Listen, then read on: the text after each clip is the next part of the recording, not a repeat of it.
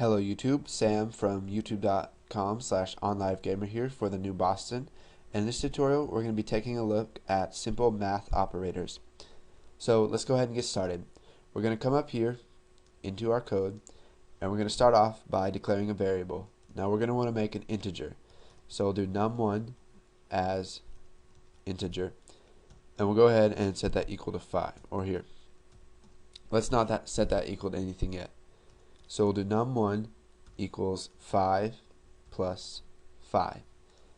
So now if we come down here and print out num1 on the console, it's going to give us the output of 10.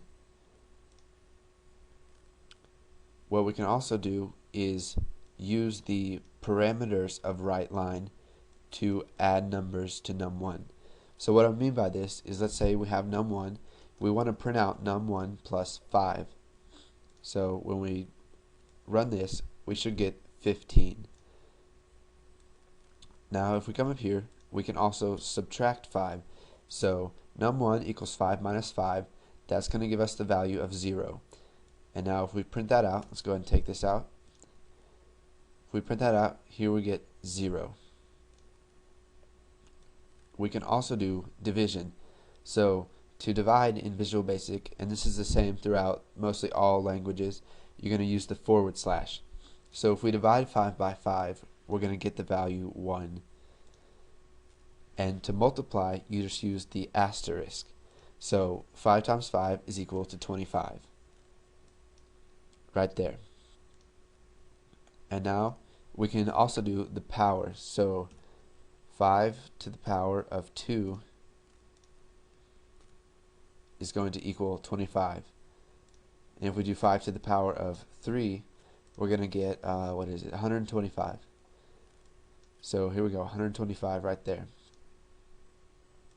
Now what we can also do is what's called modulus. Now this is a little tricky for some people to understand, but I'll try to explain it the best I can. What modulus does is it will divide two integers for you and then give you the remainder. So if we do 5 mod 2, so what happens when you divide 5 by 2? You're going to get 2 with a remainder of 1. And since we're using integers, we can't get decimals, so we're going to get a remainder. So now if we run this, you can see that it prints out 1.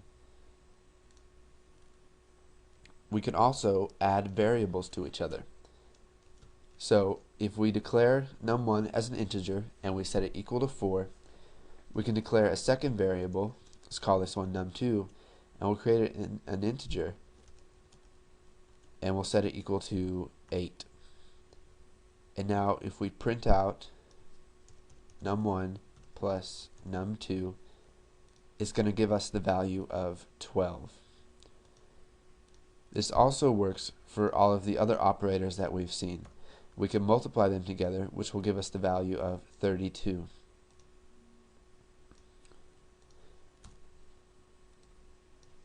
And what we can do is we can create a third variable here. Let's just do that. We'll create a third variable and we'll call it answer, and we'll make it an integer. And we'll set it equal to, or first off, we'll set it equal to nothing. Now basically what nothing is if you've learned any other languages, it's equivalent to null. So answer, instead of not assigning answer a value, we're just going to set it equal to nothing. And you can see that it won't give us a warning here. So if we take this out, we get a warning. But since we assign it to nothing, which is equivalent to null, we don't get a warning here, and that will prevent errors from possibly happening in the future.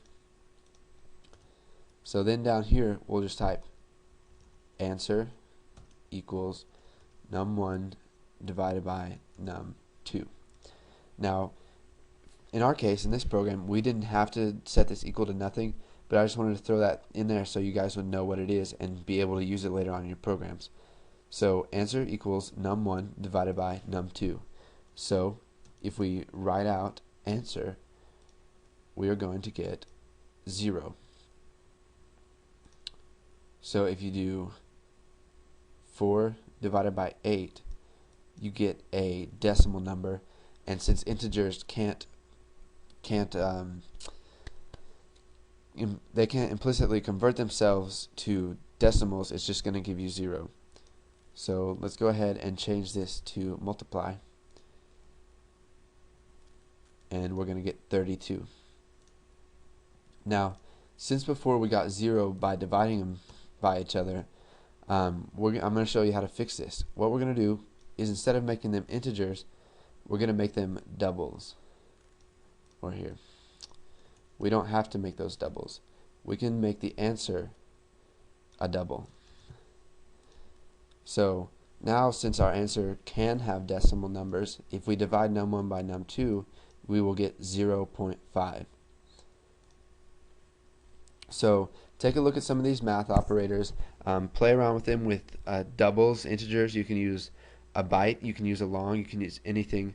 Just play around with these math operators, get used to them, and then once you've got that down, go ahead and move on to the next tutorial. And thanks for watching. Don't forget to comment, like, and subscribe.